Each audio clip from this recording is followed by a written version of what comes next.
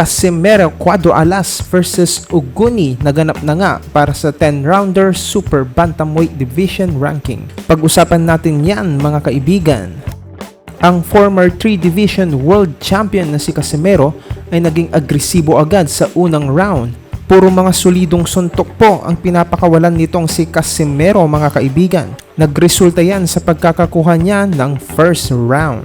Pero sa second round, kapansin-pansin po ang hingal agad ng ating kababayan at tila wala sa kondisyon at tila umaasa na lamang sa one-punch KO mga kaibigan. At sa fourth round mga idol, accidental headbutt po ang nangyari at malaking cut po ang naidulot nito sa hapon. Tinigil po ng referee ang laban at natapos ito via technical draw. Madaming Filipino fans nga, maging mga Japanese fans, ang dismayado sa naging desisyon ng referee. Sa laban na ito ay nakitaan ulit ng stamina issue si Idol Casimero mga kaibigan.